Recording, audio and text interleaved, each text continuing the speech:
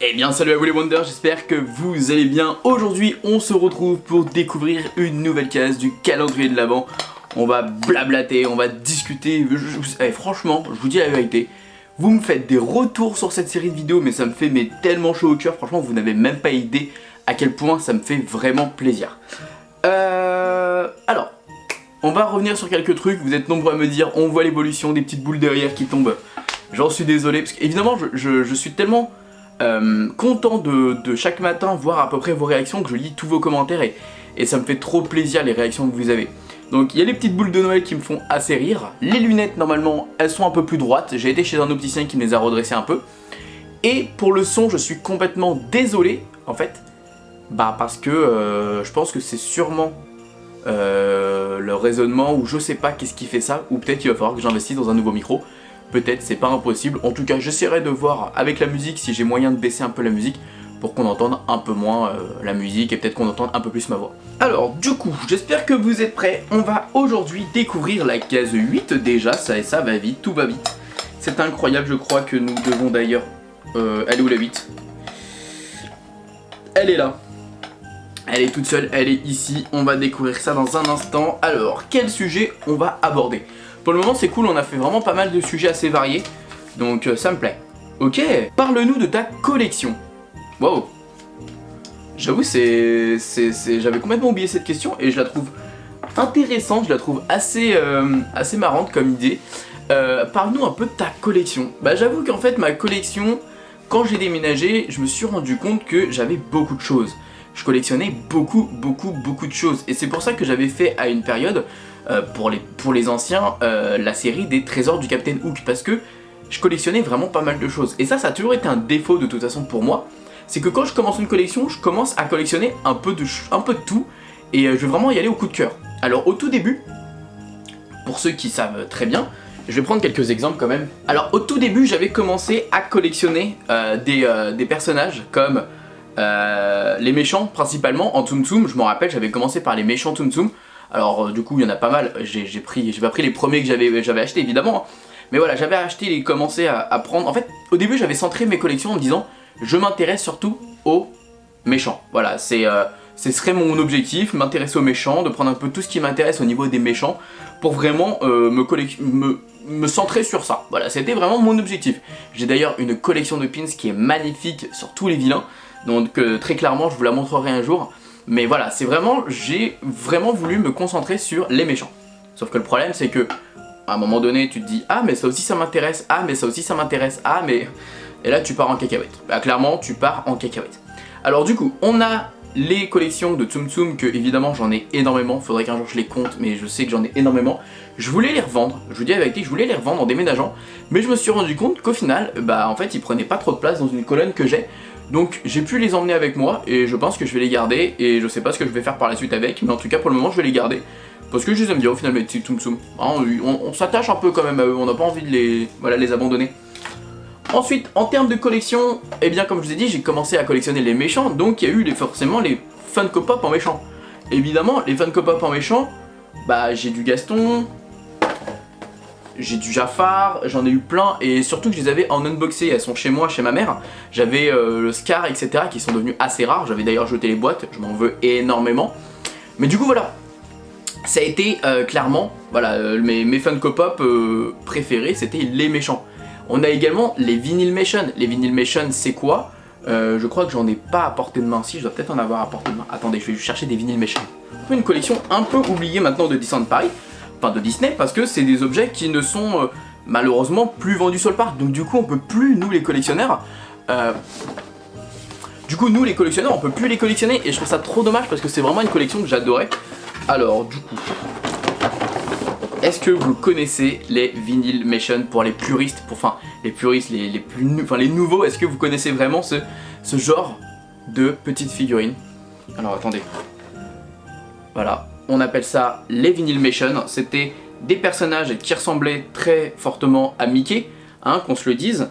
Et j'avais aussi commencé à faire les méchants avec, le méchant de Mille et une pattes, le méchant de Nemo, le méchant de... J'avais également Lucifer, j'avais beaucoup de méchants. Et au final,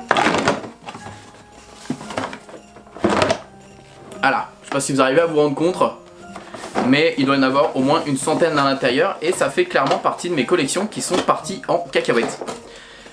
Clairement, je n'ai pas su gérer cette collection-là. En fait, le problème des Vinylmation, c'est quoi? C'est qu'en fait, c'était des petites boîtes et vous ne saviez pas ce qu'il y a à l'intérieur. Vous découvrez à l'intérieur, enfin, vous ouvrez votre Vinylmation, vous savez que c'était une série, par exemple Peter Pan. Donc vous achetez des petites boîtes et ça faisait des petites ouvertures mystères. Et c'est ça que j'adorais moi. C'était le fait de dire est-ce que je vais réussir à avoir celui que je veux. Je sais que Captain Crochet, bon si je vous dis que j'ai dû dépenser au moins 200 balles pour l'avoir, voilà quoi. Alors que clairement là j'ai même pas eu la rare, je m'en rappelle, mais c'était trop compliqué. C'était 15 € la petite boîte. Et t'avais par exemple le Peter Pan, je crois que t'avais une chance sur 8 ou une chance sur 10 d'avoir celui que tu voulais. Enfin c'était assez compliqué, t'en avais même des très rares et tout. Et franchement je suis déçu parce que c'est vraiment une collection où j'aimais beaucoup les Vinylmation, je trouve que c'est plutôt sympa. Également en collection que malheureusement bah elle me sert à rien, je crois que je l'ai même pas prise tellement qu'elle me sert à rien, c'est les Disney Infinity. Disney Infinity c'est mort, c'était un jeu vidéo qui avait plutôt bien fonctionné par le début.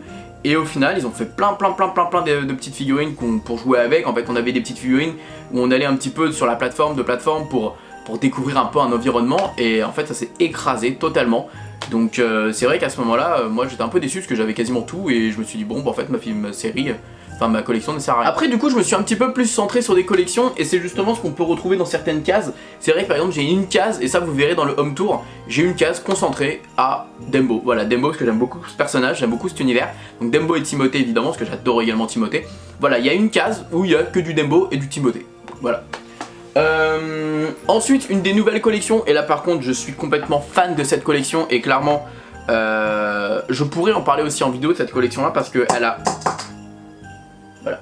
Je pourrais également en parler en vidéo de cette collection là parce qu'elle a clairement impacté je pense beaucoup de choses à Disney et je pense que ça mérite totalement de faire une vidéo là-dessus. Malheureusement ce sont les clés. Les clés de Disneyland, clairement ce sont des collections magnifiques, elles sont trop belles, vraiment. Donc, tac. À l'heure actuelle, je les ai toutes, sauf les 90 ans de Mickey, parce que pour moi, elle fait pas vraiment partie de la collection, étant donné que c'était une clé qui est sortie pour les 90 ans de Mickey, mais c'est pas une clé d'attraction. Moi, je veux vraiment les clés d'attraction. Donc voilà, clairement, c'est une collection, je sais, qui fait beaucoup de parler d'elle, parce que, bah, malheureusement, c'est des quantités limitées. Je crois que celle-ci, il y en avait 1900, c'est ça? Il y en a une où il y en avait 1860, et l'autre, il y avait 999 exemplaires. Donc, quand on voit qu'on peut en récupérer deux et qu'on peut en récupérer, même quand on a des enfants, on peut en récupérer deux par enfant, très clairement c'est compliqué. C'est vraiment compliqué de se dire je modère un peu la chose et voilà quoi. Les fans, c'est normal qu'ils gueulent quoi, c'est clairement normal. Et évidemment que Disney va devoir trouver une solution et j'ai peur que ça parte sur du Line Bertie. Line Bertie je déteste ça, malheureusement bah, c'est ce qui va se passer et ça va limiter la casse et ça va limiter les choses. Sauf que Line Bertie ça peut pas empêcher malheureusement la revente des produits. Ça peut pas empêcher ce que beaucoup de gens font parce que si vous avez plein de téléphones sur vous et vous pouvez réserver, bah voilà, vous pouvez le faire. Il n'y a pas de secret avec ça. Ensuite, donc voilà, ça c'était au niveau des clés. Donc c'est une de mes plus belles collections. Je pense que c'est honnêtement une de mes collections qui est la plus rare parce que bah, forcément d'avoir toutes les clés c'est quand même pas mal. D'ailleurs j'ai aussi les clés du royaume et je vous les montrerai un jour. Si ça vous intéresse de voir la collection des clés en vidéo, dites-le moi, je ferai des sondages juste ici. Donc si vous voulez voir par exemple ma collection de clés, ma collection de Tsum Tsum, ma collection de pins, ma collection voilà. Et la collection que j'ai par contre je crois que c'est la plus grosse collection que j'ai honnêtement. J'avoue que je peux pas forcément vous la montrer en vrai. Je peux peut-être me débrouiller, mais peut-être dans le home tour vous la verrez. C'est ma collection de DVD. DVD j'en ai, mais je crois que j'ai quasiment tous les DVD Disney. Il m'en manque quelques-uns, j'ai pas les nouveaux, j'ai pas... je sais qu'il y en a un des anciens, je crois que c'est Mélodie du Sud, qu'on peut pas avoir malheureusement, qui n'existe plus. Ou alors Mélodie du Sud je l'ai peut-être, mais c'est peut-être un autre que j'ai pas, enfin bref. Il y en a quelques-uns qu'on peut malheureusement plus avoir des DVD Disney. Et j'en suis bien dégoûté parce que très clairement, voilà, j'en ai certains en double. Parce que il y en a beaucoup qui me disent ouais Max, comment t'arrives à avoir tes informations sur les saviez-vous que? Bah les saviez-vous que la plupart du temps c'est des bonus de films. Donc en fait d'acheter un film à un autre, et bien des fois c'est pas les mêmes bonus et je vais apprendre d'autres choses et ça m'intéresse de fou en fait de savoir les bonus. Voilà, c'est peut-être débile, j'en sais rien, mais moi j'adore ça et j'adore me documenter et je trouve que c'est plus sympa de regarder une documentation en DVD plutôt que de lire. Je suis pas très fan de la lecture donc voilà. Par contre je suis pas très fan de lecture mais j'ai quand même une collection de livres qui est tout en haut de ma collection de DVD. Donc voilà, j'ai quelques livres, je crois que je vais en avoir une petite quinzaine en vrai, donc c'est quand même pas mal en vrai, et on apprend pas mal des choses aussi dans les livres. Donc voilà. Après je trouve que je me suis quand même pas mal calmé au niveau des collections. Est-ce qu'on peut parler de collection de jersey? En vrai j'ai quand même pas mal de jersey, on peut en parler, je pense que je dois peut-être en avoir entre un petit peu moins de dizaines. Qu'est-ce que j'ai d'autre? Donc les pins, les Funko Pop. Ah, encore une boule qui est tombée, vous l'avez remarqué. Hein. Une collection aussi que je pourrais vous présenter un jour en vidéo, ce sont les plans de parc, enfin tout ça. Je pourrais vous en faire une vidéo en vrai. Il y a moyen de bien déconner là-dessus, j'ai trouvé des pépites dans ma collection, vraiment des pépites. Et vous verrez, ça peut être très fun. En tout cas les amis, n'hésitez pas à vous me dire ce que vous collectionnez dans les collections. J'avoue, je m'attendais pas à ce genre de questions en fait. C'est assez... je m'attendais vraiment pas à ça. C'est assez marrant. Comme quoi, je me suis installé, je me suis dit on va parler d'un sujet important et tout. Bon en fait pas du tout, on est totalement parti sur un autre délire.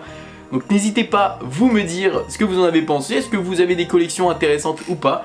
De me le dire dans les commentaires. Je vous fais des bisous et continuez à me faire des retours sur la série de vidéos si vous kiffez ou pas. On se dit à demain et n'oubliez pas que tout le monde a le droit de rêver, alors pourquoi pas vous?